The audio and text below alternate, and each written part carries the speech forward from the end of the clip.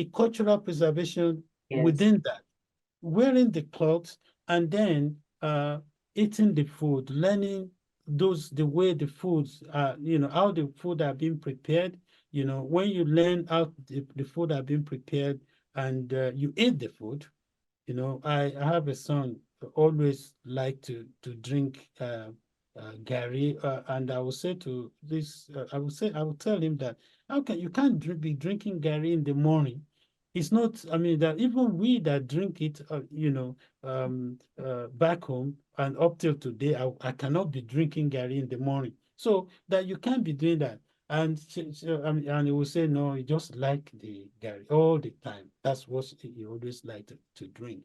But the fact remains that when we leave the food and we go into, the tradition itself and the relationship between people, teaching them, telling them stories about home, telling them a lot of stories that actually explain, that create heroes within the stories, and also solved problems. And there they will be able to pick things. And those are the things that I put together to now take, because we've been working in schools in the UK now since 1992. So we go to schools to teach to teach children about African culture. And then we use the Nigerian example, teaching them a lot about the Yoruba creation myth, how we believe that, I mean, the world was created from Ile-Ife, and how everything, happens, and how we have the Oduduwa, we have the Orisha, all those things. When you teach the kids some stories, when they listen to some stories, then they tend to remember them quickly.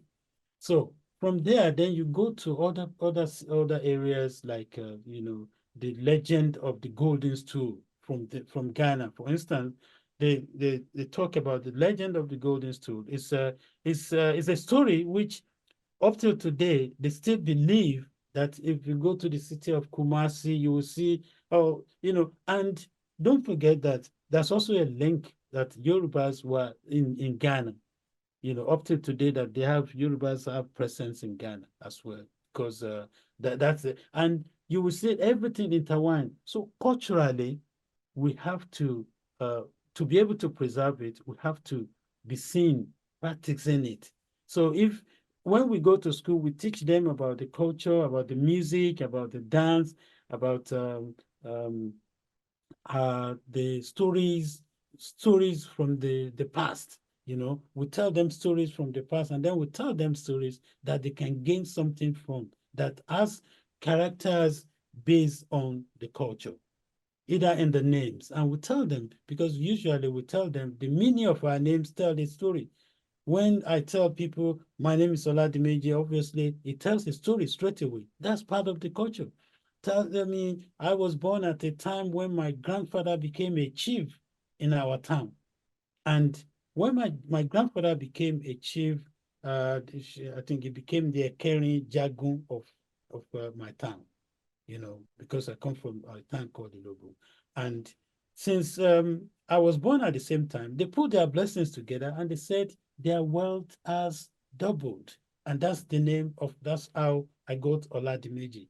And when I tell them the story of that in schools, everybody likes it. And people then start to think about their own culture. So because we use that particular story to reawaken them, I mean, to make them to think about their own culture and about themselves and how they are doing their thing. So those are the kind of things, All right. those Thank are you so the much. way. Yeah. All right. Now, moving to the next question. Now, how do we promote cultural diversity and preservation? And how do we to protect the rights of people? Well, it's a I realized that because that was what brought the Come to Nigeria magazine that we were doing, and the Come to Nigeria website, which I showed you. Now, we realize that the stories that we see online tends to be too negative, and people are just not telling things the way they are. People are not the people I mean tend to believe in things that are not real. So, and these things that are it's becoming a it's like unreal things are now becoming real in today's world. So, and they would defend it that you would think what they are saying is the correct thing. So, because of that, we started the Come to Nigeria because there wasn't any news, any good news online. Everything you see that I mean, somebody was killed, there is famine in the land, and it's not safe here, it's not this, it's not that. A lot of, and they forgot one thing that the country has over 200 million people living there. And that's a lot of people. And even when things are happening here, that they kill people, I mean, stab people, kill people with guns, do everything on the street. You know, nobody heard about, nobody knows that. But just one single incident, every newspaper will carry it. They will even say it on CNN or anywhere that this is what happened in that country. So with that, it's affecting us. That was why we now created something that we can be using to tell people, to show people good areas, to show people that Nigeria is a country that people should always go to. So the Nigeria people, we want children born in the diaspora to always go home, to be associated with their their home, because if they are not, then there won't be an opportunity to continue to to preserve that culture that we're talking about. We have to. That's one of the reasons why it's necessary for people to be going home. And now, in order for other people to understand and create this diversity to show that, well, when you live in an area that is different from your own culture, if they allow you to showcase your culture, what they're trying to achieve is just to present in the face of other people that, well, you know what, we are free, we are showing that we are free. So that's why we create diversity. We want people to understand that there are other people, other cultures from other places. So, but somebody somewhere must teach them how to be able to preserve this. Mm. I have tribal marks. One of the questions that I get in schools is, why do I have tribal marks? And I show them why I have tribal marks. I tell them the story behind my tribal marks. And probably my children, because they were born uh, with me beside them, they don't know anything. So they now, instead of them asking questions, if anybody asks questions, they are the one explaining what tribal marks means to them. So indirectly, you will see there that you have tried to make children to understand part of your culture and tradition. And then you're passing it on, even though they are not practicing it, but at least it's there for them to say that, okay, this thing exists, and this is the reason why that is like that. And uh, they now be able to carry it on to their own family and to another generation. So what is important for us is that we have to be seen doing a lot of activities that children can learn from. And I know that Nigerians are very good when it comes to that. They have associations all over the world. You see this person is from, you see the Edo people having their Edo ceremonies. You see the Yorubas or either, and Yorubas, we are very big tribal group, and we are very good when it comes to that. We have the Egbas, we have the Jebus, we have the different type of people doing their own thing, and when they are doing it, they are actually showcasing the culture, and indirectly, the children, the younger generation, are learning from that. and in which I mean, look at all the music, look at all these the Afrobeat music that we are seeing today, and look at the way Nigeria has become something else when it comes to music, and even the Nollywood. All of them are actually, they're trying to showcase the culture of they're really showcasing the culture. And I was surprised, to see so it's like we're appearing in so many things now, like the video appearing in coming to America's 2 movie. And I mean, some other guys actually, I think we listened to, is it Keith Daniel or Ashake's music at the World Cup, and some other places that there are some places you go to, you listen to this music all over the continent. There people are listening to, they understand the lyrics, and most of these lyrics have got the traditional languages inside of them. So Okay. We are all these running are, out of time now. I just want to, okay, looking at what you've explained now. So everything is becoming, we are all that's cultural exchange. You say exactly, Daniel somewhere, Ashake somewhere, and then we have that even Nollywood is acting in Bollywood, like the one we saw on Netflix. And then exactly, we have some actors with the American movies too. Everything is becoming intertwined. Like there is an exactly, exchange from one place to the other. And exactly. now some artifacts were taken back to Italy. Some that belong to Benin Kingdom from UK was taken back.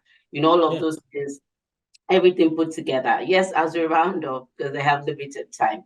Now, talking about celebrating cultural diversity, I know that you've been mentioning Come to Nigeria. You've talked about your magazine line, and then now you also have an arts organization. Now, all of these things that you do, how beneficial is it to the society, not just to the Nigerian people, but the people at large? See, extremely beneficial, extremely, when people are followed, those who take part, anywhere we go, either we try to present a stage play, because we do stage touring plays, which we have production which we tour around the country. And or we've actually had we've worked in a few schools in US as well. We did some workshop in some schools in the state of Georgia, and it was well attended as well. You can see, working with over 2,000 children within 2 days. So the fact remains that if we try everything possible to continue to present the culture to other people who don't know anything about it, there will be progress. There will be progress for the culture not to die, and to preserve it. And that is exactly what we're doing with Oceanart Foundation. Because the Oceanart Foundation, we go to schools, we run workshops, we present this workshop with our traditional costumes. So each time they are doing a story, which they will dramatize, or either they do a dance. Maybe they are dancing akpepe, for instance, or they are dancing any other anything at all, or they're doing beanie dance. So they will wear the costume, the traditional costumes, as we do in Nigeria. That's what they will be putting on. Or we are even doing Hausa dance. So we have all these costumes. So those are the kind of things that we're doing to project and preserve the culture. And we think that if we continue this way, some other children coming up will take it up, and they will also continue. And that's the only way that our culture will not die, even though we live in the West. Thank you, sir. So, what's that thing that people don't know about you as we round up? That people What don't know about you, you in person, your personal life, what people don't know about you, your friends and all. Um, what people don't know about me, oh, that's very interesting. Yeah, there's one thing, one particular thing. However quiet someone might be, very quiet, that one has, I believe that everyone has um, something in them that show them as a different thing, because there is always other side of people that people don't know. So some people will behave nicely in front of everybody, but within them, outside, or sorry, inside, they don't show it, and they are just not good people. But in my own case, I believe that I have the art of making friends everywhere, and that's the reason why it has been it has been possible for me to actually connect with yourself, because if not, I wouldn't. So I believe that I've been an artist, been an entrepreneur, and continuously working to be a publisher. I mean, as a publisher of the magazine, I also want to delve into book writing.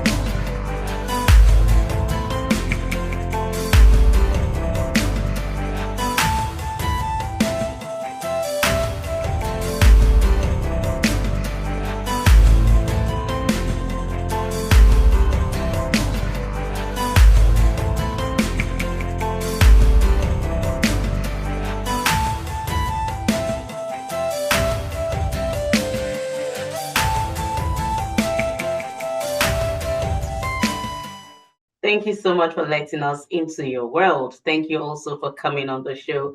We appreciate your time.